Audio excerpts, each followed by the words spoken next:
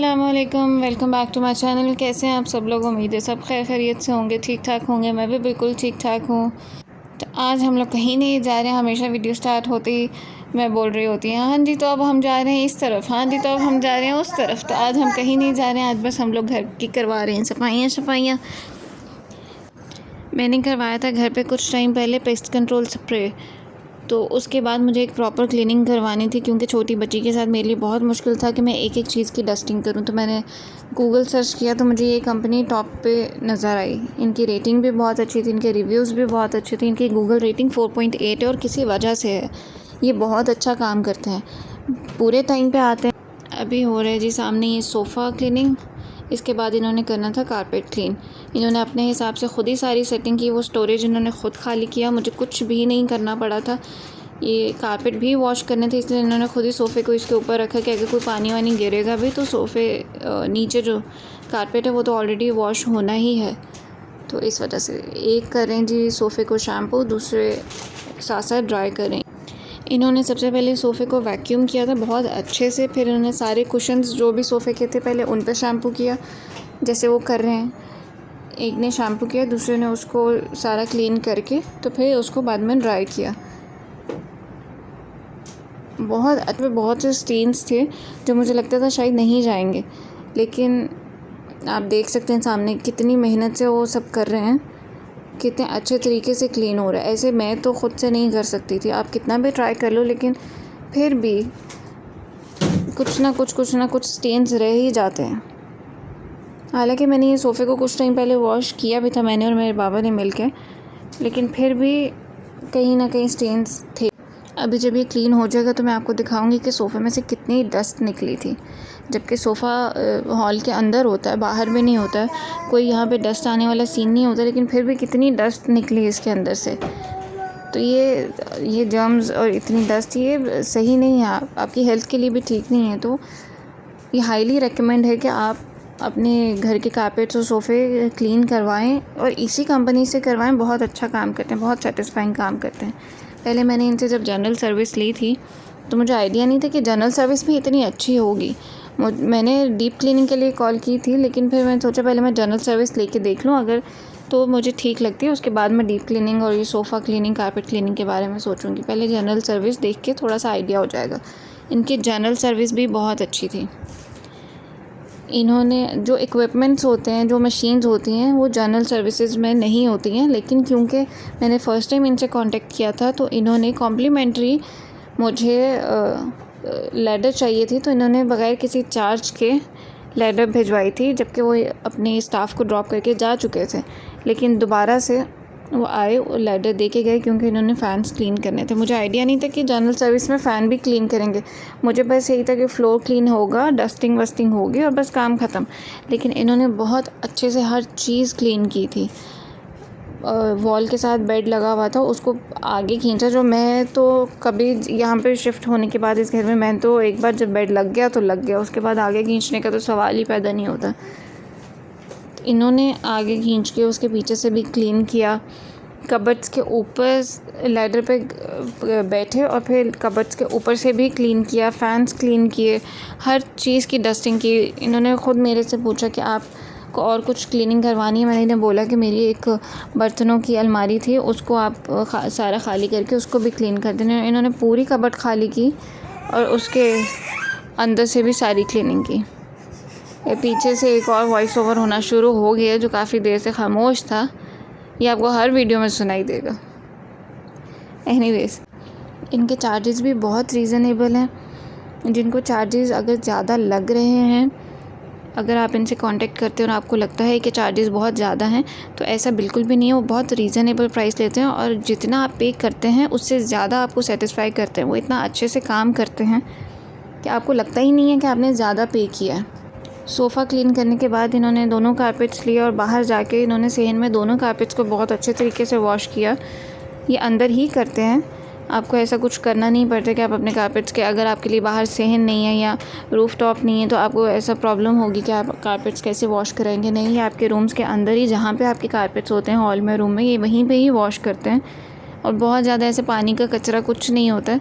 Same ऐसे ही method है जैसे ये सोफ़ा क्लीन करें, इसी तरह कारपेट्स पे शैम्पू होता है। फिर पहले वैक्यूम करते हैं, फिर शैम्पू करते हैं, उसके बाद ड्राई करते हैं।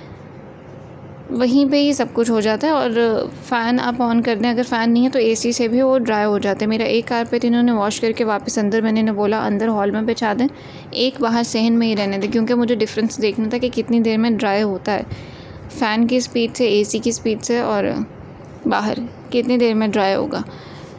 तो एक कारपेट अंदर हॉल में ही रहा, ऑलमोस्ट 7-8 घंटों में वो ड्राई हो गया था। फ़ैन की नॉर्मल स्पीड थी, उससे ड्राई हो गया था। इनकी कंपनी में सिर्फ मेल स्टाफ है, फ़ीमेल स्टाफ यहाँ पे नहीं है। लेकिन अगर आप मेल स्टाफ को भी बुलाते हैं तो ये बिल्कुल अपने काम से काम रखते हैं। बिल्कुल भी ऐसा तंगी वाली कोई बात नहीं होती है कि आपको नहीं, आपको फ़ीमेल स्टाफ ही चाहिए।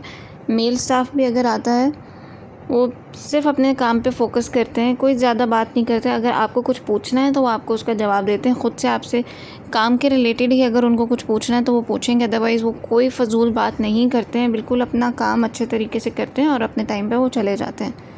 मेल स्टाफ भी अगर आप बुलाते हैं तो आपको कोई प्रॉब्लम नहीं होगी।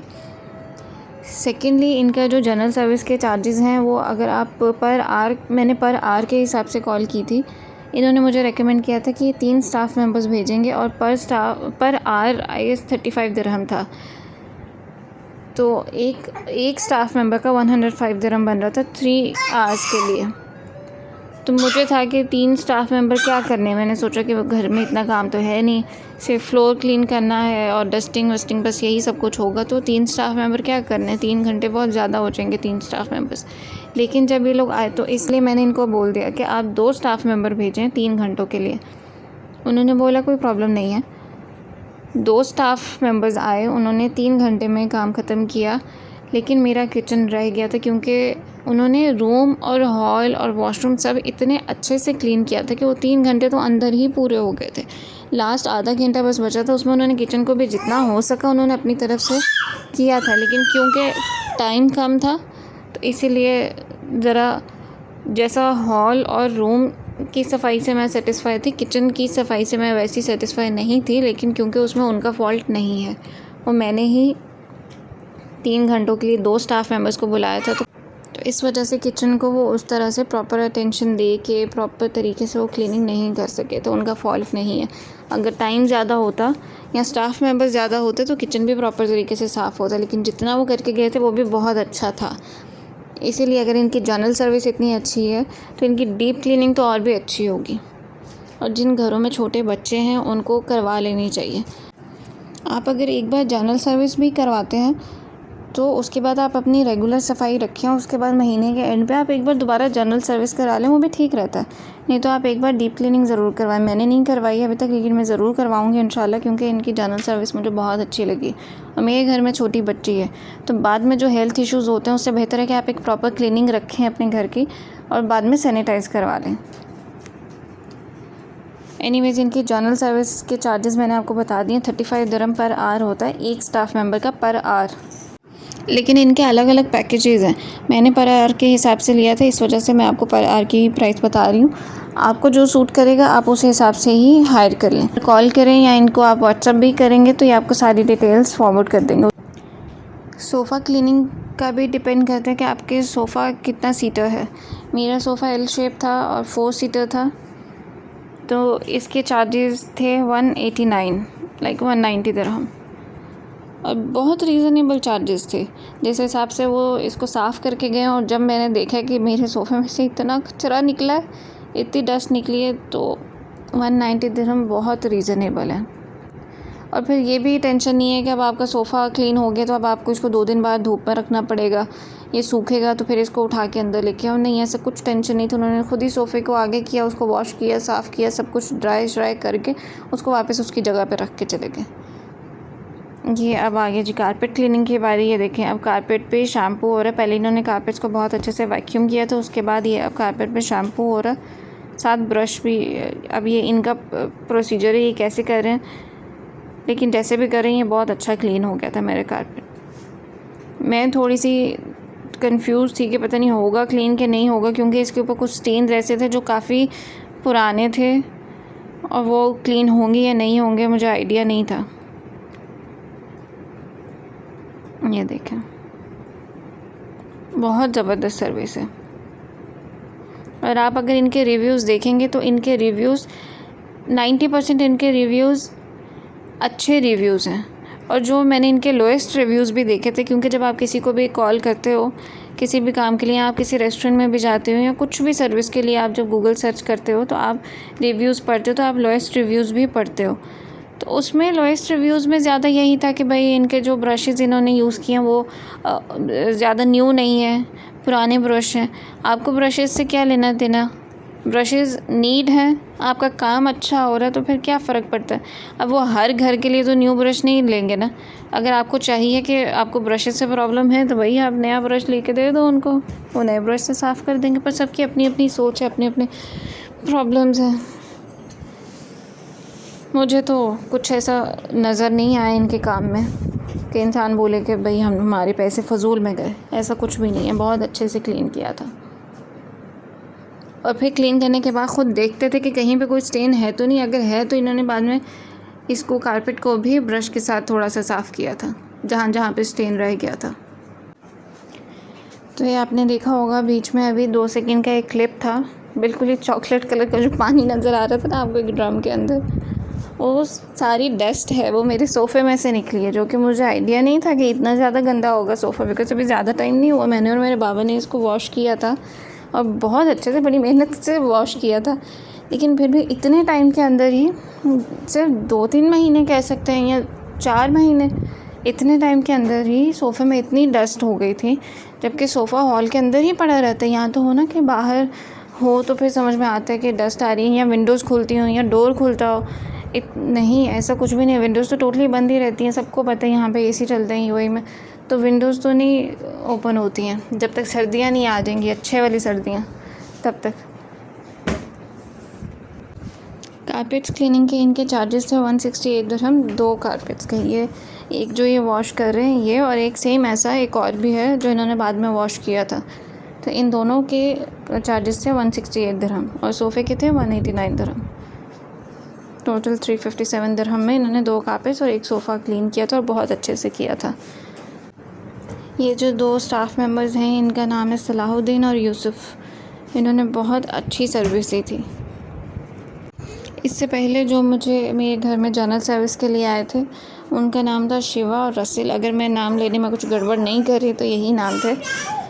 वो भी बहुत अच्छी सर्विस दे के गए थे। और अगर आप चाहते हैं कि आप के कारपेट्स घर के अंदर वॉश ना हो, घर के अंदर भी आपको इतनी स्पेस अगर नहीं लग रही है और सोफ़ा भी आप चाहते हैं घर के अंदर नहीं हो, तो आप इनकी ये भी सर्विस प्रोवाइड करते हैं कि कारपेट्स और सोफ़ा अपने ऑफ़िस में ले जाके वहाँ पे भी क्लीन करके तो वापस आपके घर पे दे जाएंगे। इस चीज़ का मुझे नहीं पता था। एनीवेज़, अगर कोई भी डीप क्लीनिंग या जनरल सर्विस और सोफ़ा कारपेट कुछ भी क्लीन करवाना चाहता तो Cleantel is the best option. It's the satisfying option. आप इस कंपनी से कांटेक्ट कर सकते हैं। वीडियो अगर आपको पसंद आई हो तो लाइक करें, शेयर करें, कमेंट करें, चैनल को सब्सक्राइब करें और अपनी दुआओं में ज़्यादा सारा याद रखें।